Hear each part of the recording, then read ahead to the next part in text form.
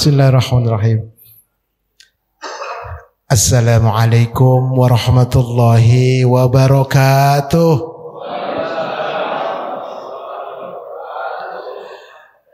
Alhamdulillahi wa kafa. Wassalatu wassalamu ala rasulihil mustafa wa ala alihi wa ashabihi wa man ihtada, amma ba'd.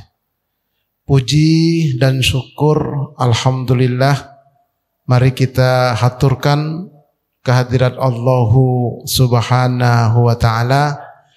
Salawat dan salam semoga Allah sampaikan keharibaan putra Abdullah, buah hati Aminah, kekasih Allah, Nabi kita Muhammad sallallahu alaihi wasallam, yang sama-sama kita muliakan ketua DKM kita dan seluruh jajaran kepengurusannya yang tidak saya sebutkan satu persatu, namun tidak mengurangi rasa ta'zim dan hormat saya. Segenap bapak-bapak, ibu-ibu, jamaah salat subuh, jamaah majelis ilmi Masjid Al-Ikhlas, rahimani wa rahimakumullahu jami'a. Semoga Allah mencurahkan rahmatnya kepada kita semua. Amin.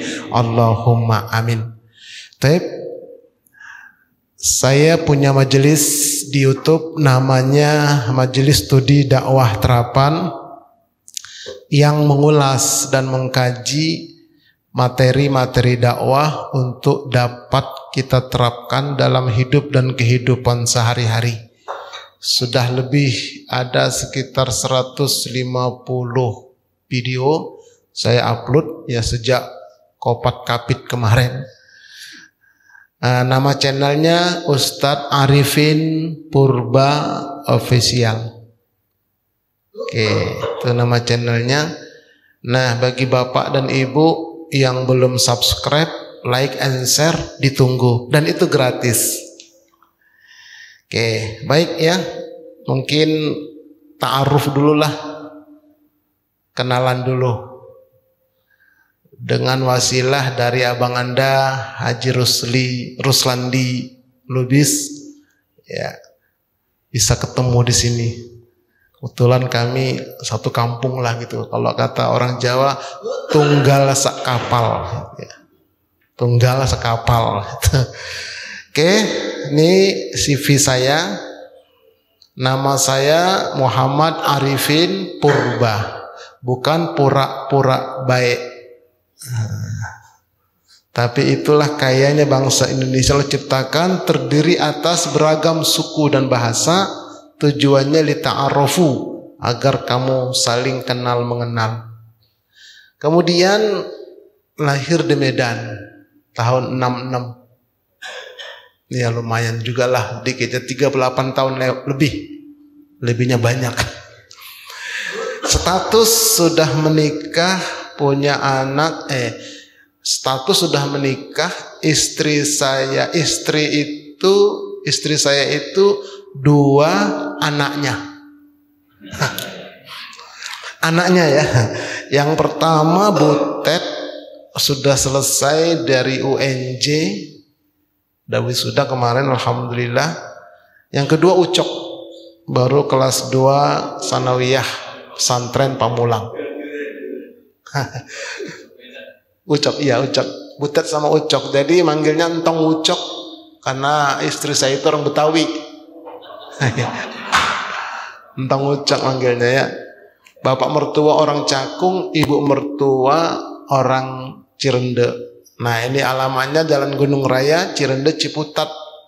Situ Gintung yang dulu pernah jebol.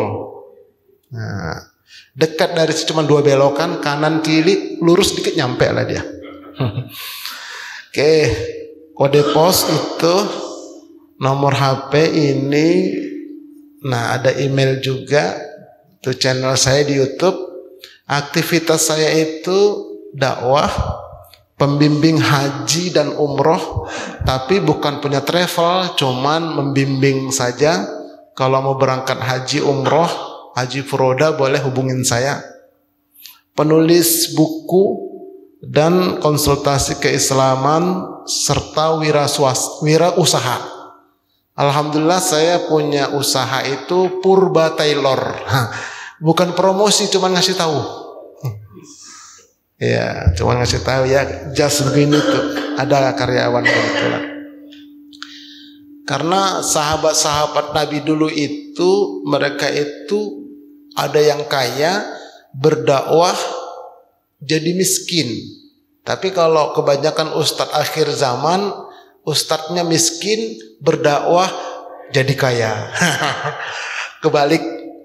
Na'udzubillah min dzalik. Makanya harus punya usaha. Ya. Nah, kita masuk kepada tema kajian kita pada pagi hari ini.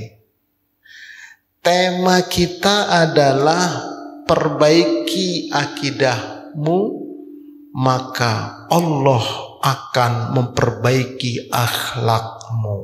Nah, ini tema kita. Oke, ya. Perbaiki akidahmu, maka Allah akan memperbaiki akhlakmu.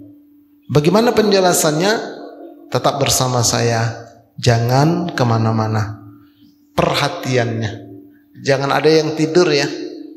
Karena majelis taklim katanya membawa ketenangan. Saking tenangnya tidur dia. Terlalu. Jangan ya. Oke, baik Bapak Ibu sekalian. Antara akidah dan akhlak itu tak ubahnya dua sisi mata uang. Kalau kita punya satu mata uang, hanya memiliki satu sisi, pasti uang itu tidak laku atau uang palsu. Begitupun antara akidah dan akhlak. Seperti dua sisi mata uang. Ya. Apabila akidah seseorang itu lurus, maka akhlaknya pasti mulia. Kalau akidahnya lurus, pasti akhlaknya mulia. Sebaliknya, apabila akidah bengkok, pasti akhlaknya bobrok. Itu udah rumus. Nah, ada contoh begini. Ada orang kelihatannya soleh sekali. Rajin puasa Senin Kamis, baca Al-Quran, sholat berjamaah ke masjid, sudah berangkat umroh, bahkan sudah haji. Tapi siapa sangka uang anak yatim ditilep sama dia. Uang masjid 20 juta diembat sama dia. Korupsi juga dia. Ustadz kok bisa begitu ya? Kan orangnya soleh kelihatannya. Kok akhlaknya begitu? Itu tandanya akidahnya rusak. Pasti itu. Kalau akidahnya benar, lurus, tidak akan mungkin dia lakukan itu. Oke. Nah, jadi ini rumus, ya. Pasti akidahnya bobrok. Walaupun dia kelihatannya ustadz, kelihatannya kiai, tapi akhlaknya seperti itu. Nah, itu pertanda akidahnya bengkok, rusak. Baik, mari kita lihat. Nah, lalu bagaimana sebetulnya hubungan antara akidah dan akhlak itu? Nah, sebelumnya mari kita lihat dulu perbedaan antara adab dan akhlakul karimah. Perbedaan adab dan akhlakul karimah. Ini berbeda ini. Adab adalah perbuatan baik yang lahir dari ilmu pengetahuan yang dimiliki seseorang. Semakin tinggi ilmu pengetahuannya, maka semakin bagus adabnya. Baik dia muslim maupun non-muslim. Tuh. Itu adab. Ya. Makanya ada orang yang jalan-jalan ke luar negeri, misalnya ke Jepang. Sampai di satu kota di sana bersih, rapi, teratur, orangnya pun disiplin. Ada yang komen begini, ini kota walaupun bukan orang muslim tapi kok kotanya islami sekali. Salah. Itu bukan islami. Itu peradaban. Kalau sekedar bersih rapi, teratur, nggak usah pakai Islam pun bisa. Nggak usah pakai Islam bisa. Untuk apa Nabi diutus kalau sekedar itu? Itu namanya adab. Orang muslim bisa, non-muslim pun bisa. Makanya di dalam Pancasila sila kedua dinyatakan kemanusiaan yang adil dan beradab. Para pendahulu kita tidak merumuskan kemanusiaan yang adil dan berakhlak. Tidak berakhlak tapi beradab. Kenapa? Bangsa Indonesia tidak hanya orang muslim. Oke. Nah, akhlak, apa itu akhlak?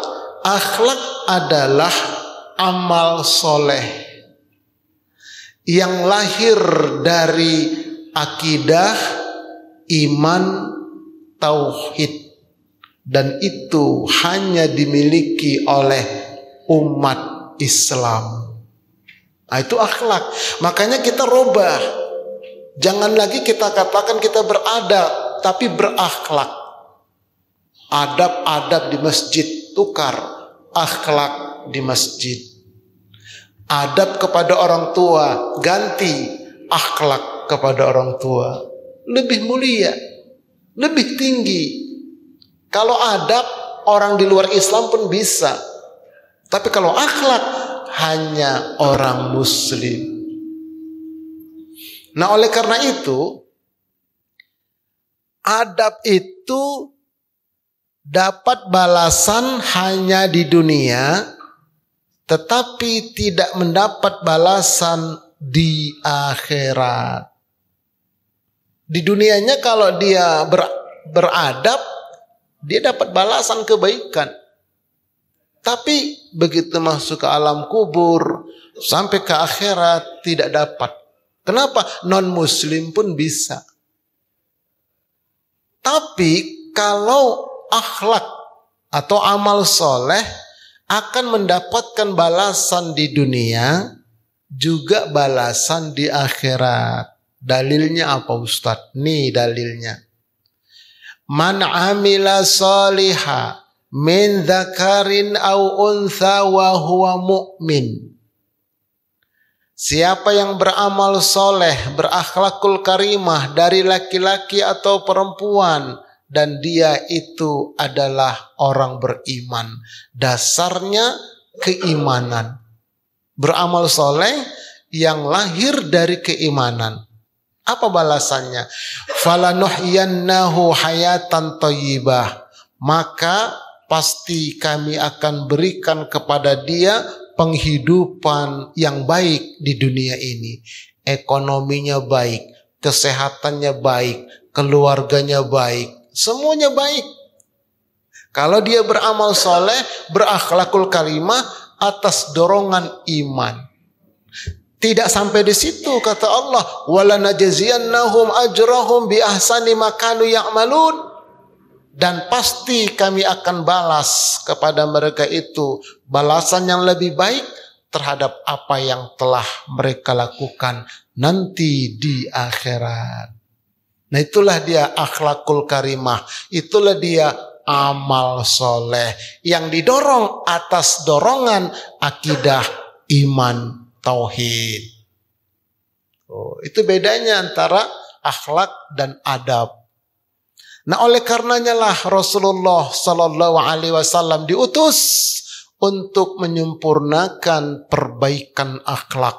Dalam hadisnya yang mulia, innama bu'istu liutammima sholihal akhlak. Saya lebih cenderung hadis ini daripada makarim. Makarim apa? Makarima ya. Selama ini kan kita sering dengar makarimal akhlak. Tapi hadis yang saya baca, soliha, islah. Sesungguhnya aku diutus untuk mengadakan, menyempurnakan perbaikan akhlak. Bukan adab, akhlak. Hadis riwayat Imam Ahmad. Sahih. Itulah Nabi diutus ke muka bumi ini. Bukan memperbaiki adab, tetapi memperbaiki akhlak. Kenapa akhlak yang diperbaiki? Karena luar biasa akhlak itu. Timbangan amal yang paling berat pada hari kiamat nanti, pada yaumul hisab adalah akhlak yang baik. An Abi Darda'i anna Nabiyya sallallahu alaihi wasallam qala ma syai'un athqalu fi mizanil mu'min yaumal qiyamati min khuluqin hasan. Tidaklah ada sesuatu yang lebih berat, yang paling berat pada timbangan seorang mukmin pada hari kiamat nanti daripada akhlak yang baik. Salat ditimbang, puasa ditimbang, infak, zakat, sedekah ditimbang, umroh, haji ditimbang, semua ditimbang, lalu ditimbang akhlak yang paling berat. Makanya orang-orang tua dulu mengutamakan akhlak daripada ilmu. Ada orang kelihatannya berilmu tapi nggak punya akhlak. Ngapain ngaji sama dia? Nggak satu kelompok sama kita. Nggak berakhlak itu. Di sono bukan di sini. Nggak berakhlak. Walaupun nampaknya dia itu katanya berilmu. Dengerin dulu dong. Kalau memang saya menyimpang dari syariat, tegur. Baik-baik. Nggak berakhlak. Nah, itulah dia. Jadi akhlak itu penting sekali. Penting akhlak. Kenapa? Timbangan yang paling berat. Ini Bapak Ibu sekalian, ini sahih hadisnya. Riwayat Imam Tirmizi. Tidak sampai di situ tentang akhlak ini dalam hadis lain. Orang yang paling dekat majelisnya dengan Rasulullah Sallallahu Alaihi Wasallam adalah yang paling baik akhlaknya di muka bumi ini. An Jabir, anna Rasulullah Sallallahu Alaihi Wasallam qala, inna min ahabbikum ilayya wa aqrabikum minni majlisan yaumal qiyamati ahasinakum akhlaqan. Sesungguhnya orang yang paling aku cintai kepada kamu, yang paling cinta kepadaku, kata Nabi, yang paling dekat nanti majelisnya denganku pada hari kiamat adalah orang yang paling baik akhlaknya di antara kamu. Jadi nanti di akhirat itu, di padang mahsyar, di surganya Allah, Rasulullah itu berada di tengah. Nah, nanti ada yang ring 1, ring 2, ring 3, terus begitu. Nah, kalau kita mau berada di ring 1, salah satu jalurnya adalah perbaiki akhlak. Nah, orang yang menyantuni anak yatim juga begini sama Nabi nanti. Orang yang menyantuni anak yatim itu bersama aku nanti di surga seperti ini. Ring 1. Orang yang banyak berselawat kepada Nabi, ring 1. Coba kalau kita hitung-hitung, pernah nggak kita berselawat? Sudahkah kita berselawat kepada Nabi itu sebanyak 1 miliar kali? Oh, kalau sampai segitu jumlahnya, ring 1 lah itu. Wah, saya nggak nyampe ke situ Ustadz. Akhlak kita kejar. Yuk kita berakhlakul karimah. Kenapa? Berada di ring 1 bersama dengan Rasulullah Sallallahu Alaihi Wasallam. Nih, inilah pentingnya akhlak. Nah, makanya kalau kita lihat sejarah, kisah Nabi Isa alaihi salam diangkat ke langit dengan diutusnya Rasulullah sallallahu alaihi wasallam itu jaraknya 571 tahun. Jaraknya itu.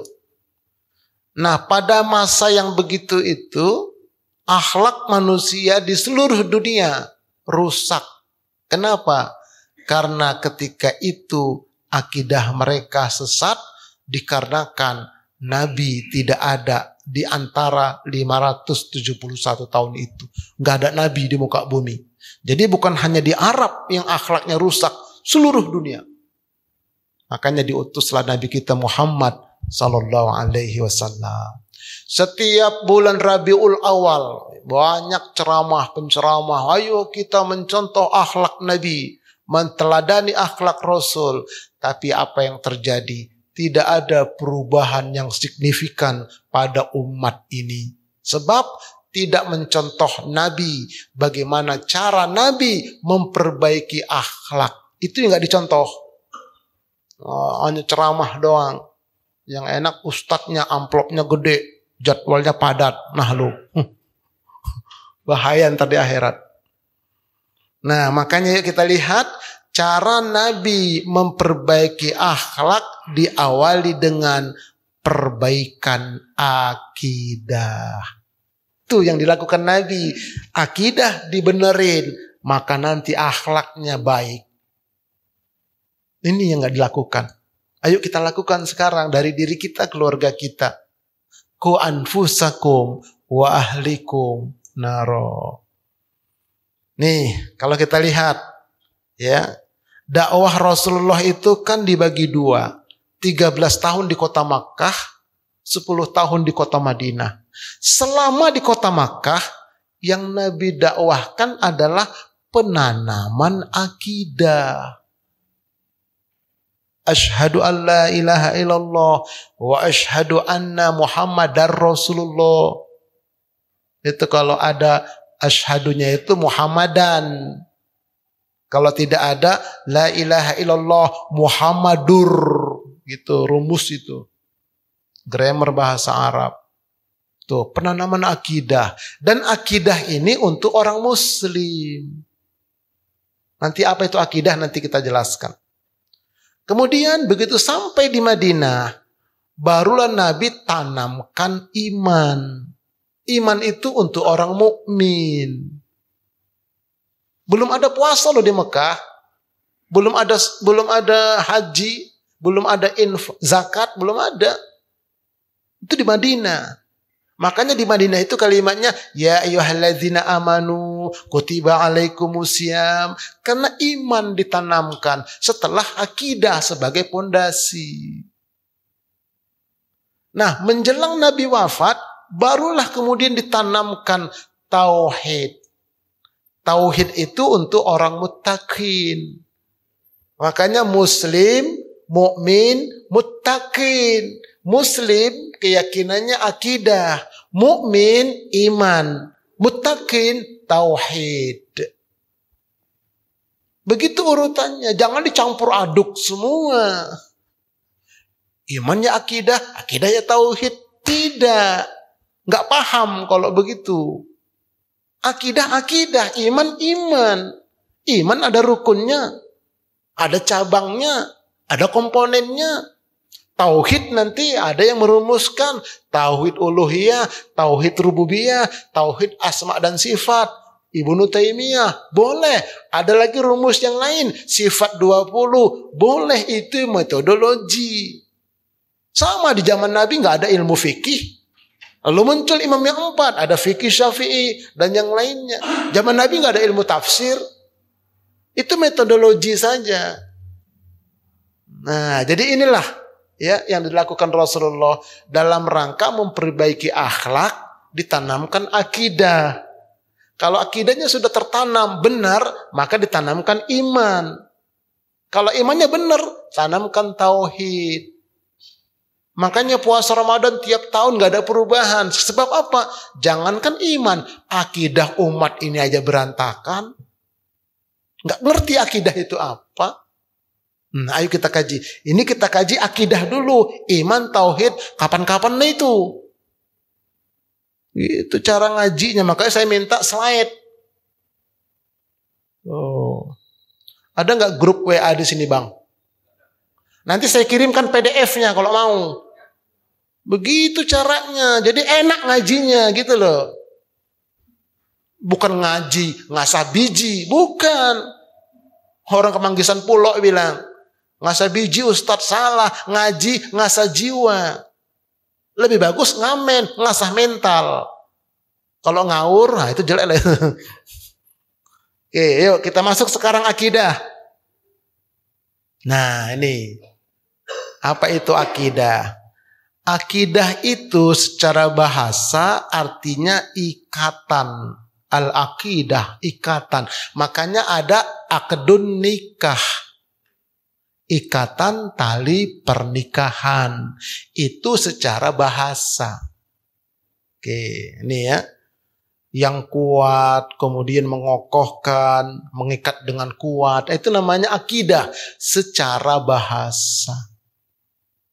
Nah, tapi secara syariat, nih, menurut terminologi atau kata menurut syariat, akidah adalah keyakinan yang teguh dan pasti yang tidak ada keraguan sedikit pun bagi orang yang meyakininya. Terikat di dalam lapisan kolbu yang paling dalam. Tuh, di kolbu yang paling dalam. Jadi kolbu itu jantung secara fisik. Nah, di jantung itulah ada lapisan-lapisan secara non-fisik, secara gaib. Ada 3 lapis. Lapis luar namanya as-sudur, lapis tengah namanya al-fuad, lapis dalam namanya al-absor. Jadi akidah, iman, tauhid adanya di al-absor. Nah, kalau mau lihat tentang lapisan-lapisan kolbu dan isinya, silakan berkunjung ke channel saya tadi, Ustadz Arifin Purba Official, lapisan-lapisan kolbu. Dalam bentuk PowerPoint juga saya sampaikan. Tuh, itulah dia keyakinan yang tidak ada keraguan sedikit pun. Tuh, itu akidah itu. Baik, kita lanjutkan. Jadi akidah itu sama dengan yakin. Ya, sama dengan yakin. Menurut sebuah kitab Al-Qamus Al-Muhit, al-yakin izahatu syakki. Yakin itu adalah hilangnya keraguan. Kalau masih ada keraguan, belum yakin, belum benar akidahnya. Harus nggak ada keraguan. La roiba fihi. Tidak ada keraguan di dalam jiwanya itu, di dalam kolbunya itu. Nggak ada keraguan dia. Itu namanya al-yakin. Nah, begitu juga disebutkan dalam kitab At-Ta'rifat. Yakin itu benar-benar percaya kepada hal-hal yang gaib dengan dihilangkannya sikap ragu-ragu. Tuh. Jadi kepada yang gaib itu yakin adanya Allah sebagai Rabb. Yakin adanya nikmat kubur, siksa kubur. Yakin adanya akhirat surga neraka. Yakin bahwa peristiwa Isra Mi'raj itu betul-betul terjadi pada Nabi. Bukan mimpi Nabi, bukan. Jasad dan ruhnya. Gak boleh ragu. Kalau ragu, batal akidahnya. Begitu aja udah. Perkara yang gaib. Jadi akidah ini keyakinan kepada perkara yang gaib terutama. Tuh. Oke. Nah, al-yakin ini ada 4 level, 4 makom. Coba kita lihat nanti ada di level mana kita. Kita bisa melacak diri kita sendiri. Oh, keyakinan saya kayaknya levelnya masih rendah ini. Begitu. Baik, ya kita lihat ya. Yang paling rendah namanya al-yakin. Peringkat 4. Peringkat 3 di atasnya ilmul yakin. Peringkat 2-nya ainul yakin. Paling puncak hakul yakin. Ah, begitu. Kan jelas tuh. Wah, kalau begitu saya Ustadz masih di al-yakin. Al-yakin pun saya belum tahu nih Ustadz. Nah, sekarang kita ngaji. Jangan-jangan gak paham kita selama ini akidah. Bahaya itu. Udah kita udah punya kok judul kita ini belajar akidah, tapi nggak jelas. Apalagi maaf ini kalau ceramah nggak pakai slide ngomong doang, nggak nyangkut. Kalau kita lihat itu ada tulisannya.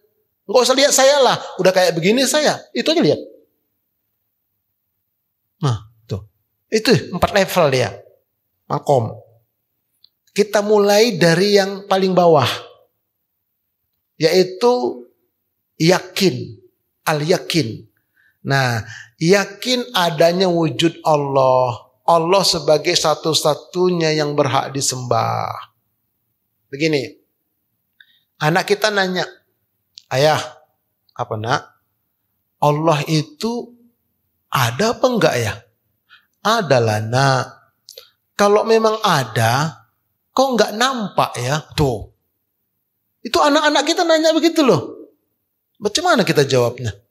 Kalau kita enggak ngerti. Nah, kita jawab begini. Nak, boleh ku pinjam tanganmu nak? Boleh ya? Pegang tangan dia, tiup.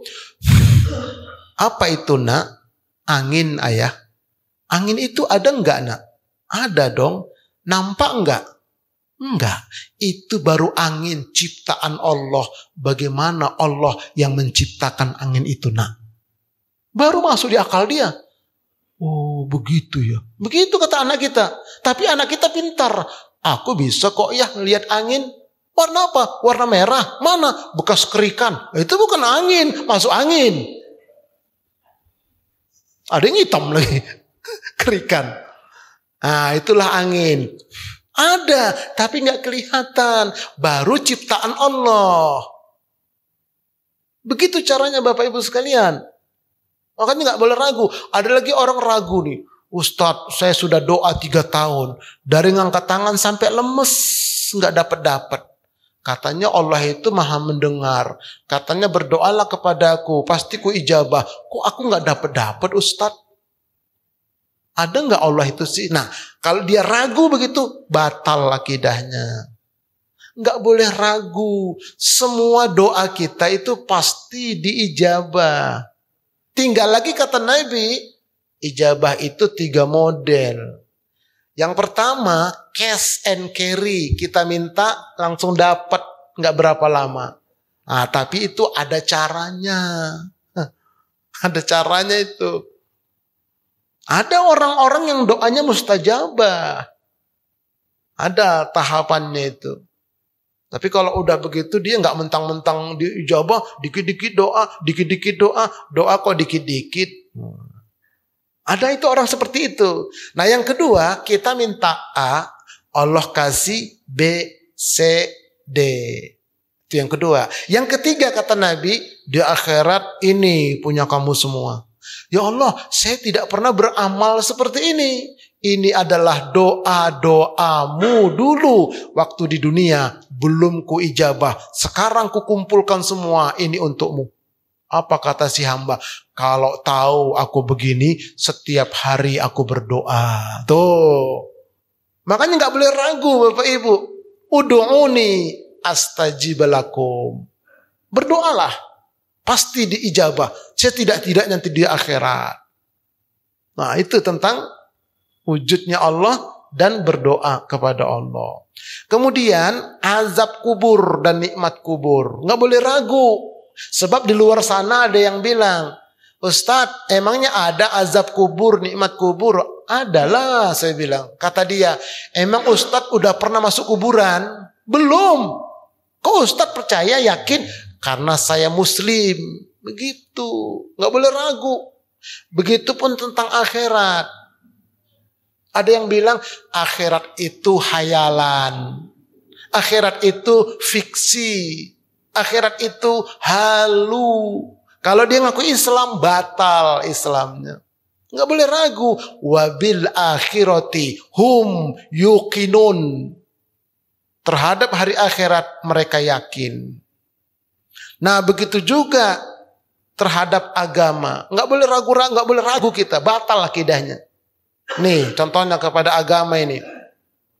Innad dina indallahil Islam. Sesungguhnya agama yang diridhoi di sisi Allah hanya Islam. Agama yang benar hanya Islam. Tapi di luar sana ada yang bilang, Ustadz Purba, jangan bilang dong hanya Islam agama yang benar. Emang kenapa Pak? Nanti agama lain tersinggung Ustadz. Lalu bagaimana bilangnya Pak? Katakanlah Ustadz, semua agama sama, semua agama benar, semua agama baik. Batal akidah Anda, saya bilang. Nggak boleh. Sebagai orang Islam harus yakin Islamlah satu-satunya agama yang benar. Nggak boleh kita katakan semua agama sama aja, nggak boleh, batal. Dan tidak boleh mengucapkan selamat hari apa kepada agama manapun. Nggak boleh. Ustadz kan sekedar ucapan. Walaupun sekedar ucapan. Seperti misalnya ada seorang suami yang mengucapkan, saya tolak kamu. Itu jatuh nanti talak itu. Nggak boleh. Main ngucap-ucap talak sembarangan di depan istri. Nggak boleh. Batal nanti, bisa ada jatuh talaknya nanti. Begitupun ucapan selamat, gak boleh. Ustadz kan toleransi, dengar nih, toleransi itu bukan pada perbuatan, tetapi pada pembiaran. Lakum dinukum waliyadin, itu toleransi. Untuk kamu, agama kamu, kalau kamu yakin benar silakan. Untukku, agamaku, aku yakin benar. Tidak boleh saling mengganggu, itu toleransi. Gitu, tapi Ustadz saya kan pejabat. Kan gampang, misalnya Kementerian Agama. Kementerian Agama di negeri ini itu milik semua agama, bukan milik sebuah ormas. Piye toh? Semua agama. Di situ kan ada Ditjen Agama Kristen. Ketika Natal nanti Ditjennya itu nulis kata-katanya yang mengucapkan yang Kristen atas nama Kementerian Agama Republik Indonesia mengucapkan selamat hari ini. Begitu, jangan menterinya yang Islam yang ngomong. Kan cakep kalau begitu. Begitu ke bawah terus. Satu perusahaan kan enak kalau begitu. Toleransi jadinya.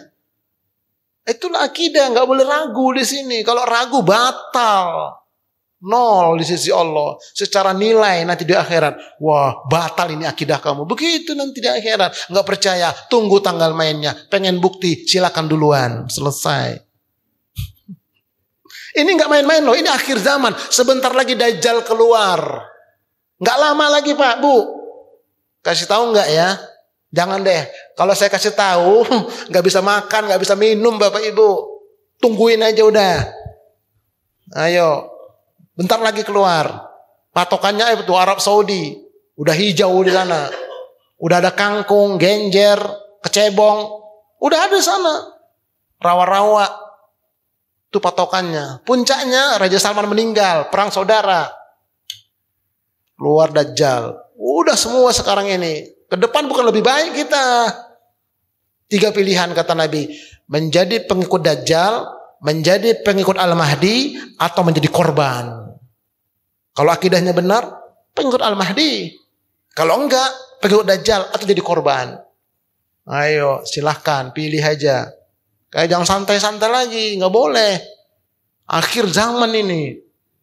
Bukan nakut-nakutin, tapi memang menakutkan. Nah, itu pula dia. Oke, nah kita naik sekarang level ketiga. Sudah kita di al-yakin itu cukup mantap, naik kelas kita ke level ketiga, namanya ilmu yakin.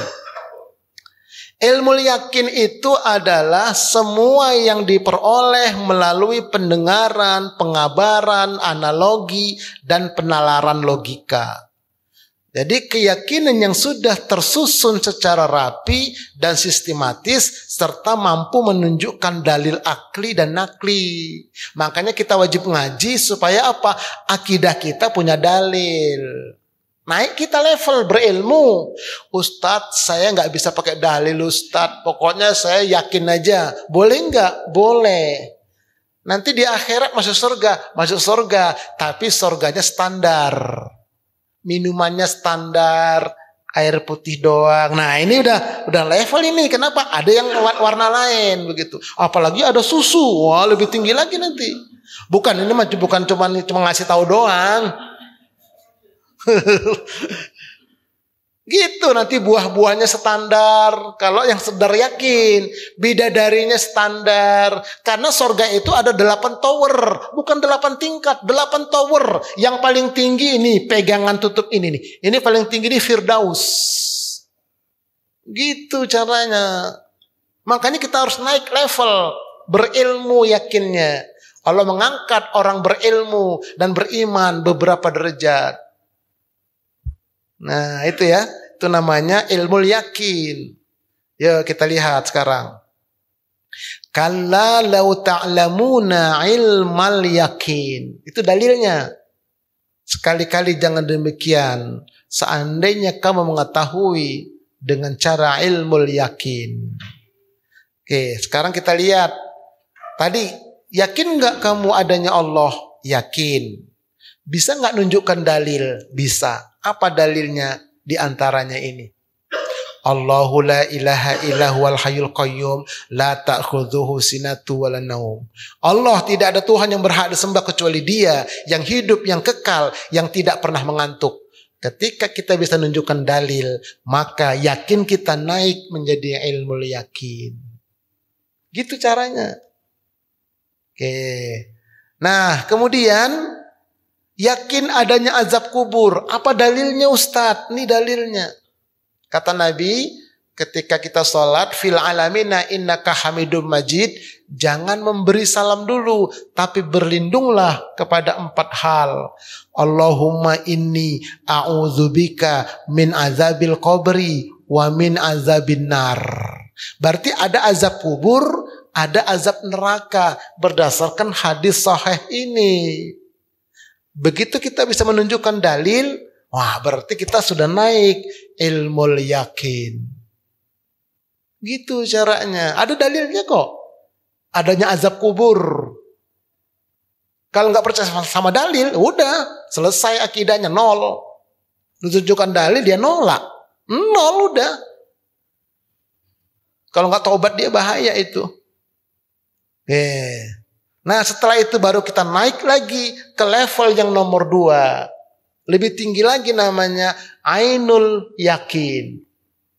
Oke ya. Ini ainul yakin. Yaitu semua hal yang disaksikan dan dilihat dengan penglihatan mata langsung. Itu namanya ainul yakin. Ya. Yaitu keyakinan yang kita peroleh berdasarkan kenyataan yang pernah kita lihat sendiri. Makanya Allah berfirman, "Tsumma latarawunnaha ainal yakin." Kemudian niscaya kamu akan melihatnya dengan ainul yakin. Nah, kita lihat sekarang ainul yakin kepada Allah itu bagaimana? Yakin kamu adanya Allah, yakin, level dasar. Bisa nunjukkan dalil, bisa ayat kursi diantaranya. Nah, ilmu yakin. Lalu ainul yakin kepada Allah, bisakah Allah dilihat? Tidak bisa. Tafakkaru fi khalqillahi wa la tafakkaru fi dzatillah. Ini rumus. Pikirkanlah, amatilah yang diciptakan Allah. Jangan kamu pikirkan, jangan kamu amati zatnya Allah. Enggak bakal. Allah itu ada, zatnya ada, wujudnya ada. Tapi enggak bisa dilihat di dunia ini. Bahkan Nabi turun Mi'raj ditanya sama Aisyah, istri Nabi, "Wahai Rasulullah suamiku, apakah engkau melihat Allah?" "Aku hanya melihat cahaya dan cahaya." Itulah dia cahaya malaikat Jibril. Itu yang dilihat oleh Nabi. Allah itu nggak bisa kelihatan, tapi nanti di akhirat bisa bertemu dengan Allah. Sebutkan dalam surah Al-Kahfi ayat terakhir. Nah, jadi kita itu diperintahkan untuk memikirkan ciptaan Allah. Nih, contohnya ini. Contohnya, pohon kelapa tinggi, ada buahnya, ada sabutnya, ada batoknya, ada isi kelapanya, ada airnya. Dari manalah air itu naik ke atas, padahal tidak ada selang di batangnya. Itu ainul yakin. Gak mungkin ini seperti ini, pasti ada yang mencipta. Siapa itu? Itulah Allah. Makanya kita bacakan ayat, Rabbana ma khalaqta hadza batila subhanaka faqina adzabannar. Subhanallah, maha suci Engkau ya Allah. Gak mungkin ini air kelapa bisa naik kecuali Engkau. Makanya Rabbul Alamin, Rabb pencipta pengatur alam. Jadi kata Allah, wa banaina fawqakum sab'an shidada. Kami bangun di atas kalian 7 lapis langit yang kokoh. Setiap langit punya pintu. Wa futihati sama'u fakanat abwaba. Dibukakan pintu langit. Langit pertama dibuka, krek. Di kolong langit kedua ada bumi, matahari, planet-planet seperti di kolong langit pertama. Di kolong langit ketiga juga begitu. Makanya Allah menciptakan 7 lapis langit dan bumi-buminya. Bukan 7 lapis bumi, bukan. Allah menciptakan 7 lapis langit dan bumi-buminya. Begitu Mi'raj Nabi, langit pertama ketemu Nabi Adam dan seterusnya. Jarak langit pertama ke langit kedua kata Nabi 500 tahun perjalanan manusia dengan menggunakan kendaraan paling cepat. Nah, setelah langit ke-7 dibukakan langit ke-7. Di atas langit ke-7 ada arasnya Allah digendong 8 malaikat. Arasnya Allah ada 9 lapis. Lapis pertama ke lapis kedua jaraknya 7 kali kiamat. Di atas langit ke-9, aras ke-9, di atasnya baru Sidratul Muntaha. Itu Allah menciptakan semua. Subhanallah. Itu. Kembali ke bumi, kita lihat ayam. Di bulu ayam ada kutu ayam. Di kutu ayam ada kutunya kutu ayam. Di kutunya kutu ayam ada kutunya kutu ayam. Kutunya lagi. Coba bayangkan berapa besar lubang air seninya itu. Kecilnya berapa itu? Itu yang menciptakan Allah. Subhanallah. Ainul yakin. Begitu caranya. Jadi kita memandang gak kosong. Ainul yakin. Ainul yakin ada Allah. Ainul yakin. Begitu. Jangan kosong memandang. Jangan bengong. Ayam saya bengong mati kemarin. Nah, gak boleh kosong kita memandang. Oke, gitu ya. Nah, barulah kita naik kepada puncaknya hakul yakin. Puncak ini kalau sampai kemarin jadi wali, saya tidaknya wali murid. Nah, ya hakul yakin. Ayo kita lihat. Nih hakul yakin. Hakul yakin adalah semua yang dapat menyentuhnya, mendapatinya, merasakannya dan mengetahuinya melalui pengalaman sendiri secara nyata. Jadi hakul yakin yaitu bukan hanya katanya-katanya, bukan pula sekedar melihat-lihat, namun benar-benar dia melakukan dan mengalaminya sendiri. Makanya kata Allah, inna hadza lahuwa haqqul yakin. Contoh nih, bagaimana hakul yakin kepada Allah? Kita buat dulu analogi. Analoginya begini. Ya, gula itu manis, yakin, level dasar. Ilmu yakinnya apa? Apa dalilnya gula itu manis? Saya baca buku, gula itu dibuat dari tebu atau air pohon aren. Tuh, itu namanya ilmu yakin terhadap gula. Ainul yakinnya bagaimana? Ambil gula, taruh di lantai, tinggalkan 10 menit, kemudian banyak semut. Wah, ainul yakin saya, semut banyak, ini gula manis, begitu. Nah, hakul yakinnya bagaimana? Dirasakan. Ini contoh. Ya, saya yakin gula manis. Ini ada gulanya. Bismillahirrahmanirrahim.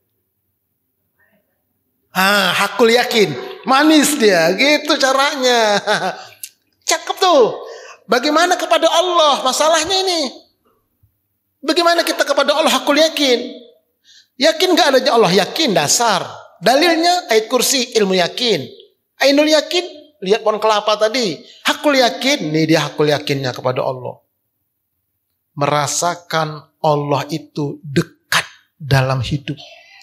Disebutkan dalam ayat, min hablil warid, lebih dekat daripada urat nadi.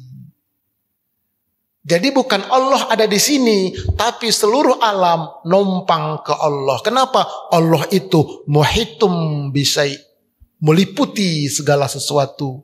Kalau Allah ada di sini berarti Allah menumpang. Kalau Allah ada di aras berarti Allah menumpang. Seluruh semesta ini menumpang kepada Allah. Karena Allah maha besar. Saking besarnya gak kelihatan. Begitu kita ini ada pada Allah. Makanya lebih dekat daripada urat nadi. Merasa kehadiran Allah dekat dalam hidup. Dalam hadis disebut dengan al-ihsan. Ini al-ihsan. Fa'akhbirni anil ihsan an ta'budallaha ka'annaka tarahu fa illam takun tarahu fa innahu yarak. Engkau menyembah Allah seolah-olah engkau melihat Allah. Jika engkau tidak mampu melihat Allah, yakinlah engkau sedang diawasi oleh Allah. Kalau beginilah akidahnya, nggak bakal makan uang anak yatim. Nggak bakal. Kenapa dia merasa, oh diawasin, begitu takut dia. Oke, ini bagian terakhir. Allah itu masih jauh. Allah lebih dekat dia. Huwa Allah. Kul huwa dekat itu udah di sana dia. Huwa lebih dekat lagi. Anta Rabbi di hadapan kita. Anta Rabbi lebih dekat lagi. Innani anallah. Innani ini bukan wahdatul wujud, bukan. Tapi itu tadi ayatnya tadi lebih dekat daripada urat nadi, merasa hidup kita ini dekat dengan Allah, diawasi oleh Allah. Malaikat Raqib Atid mencatat dan mensuting kita. Paling akhir seorang kiai menguji 40 santrinya ujian akidah. Wahai santriku, malam ini kita mau makan ayam. Masing-masing pegang ayam, bawa pisau potong. Tapi ingat, cari tempat, jangan sampai ada yang melihat. Satu orang pun gak boleh sesama teman. Siap kiai. Pencar. Potong. Ada satu orang bawa hidup sama pisau. Kata temannya, kok kamu gak ngerjain yang disuruh kiai? Gak bisa. Kamu kena marah, gak apa-apa. Di depan kiai ditanya, kenapa kamu tidak potong ayam ini? Kamu membantah ya? Kamu gak dengar perintah saya? Saya dengar Pak Kiai. Saya paham. Benar kata Pak Kiai, jangan ada yang melihat. Betul. Begitu saya memotong, saya merasa Allah mengawasi saya. Saya pindah tempat. Begitu juga gak sanggup saya Pak Kiai. Apa kata Kiai? Engkaulah satu-satunya yang lulus dalam ujian akidah ini. Semoga bermanfaat. Selesai, udah gitu aja ngajinya. Ayo, merasa diawasin gak kita? Ayo bertanya silakan. Yang paling bagus pertanyaannya dapat hadiah umroh bagi yang mampu. Ayo. Iyalah. Kalau gak mampu nabung. Silakan.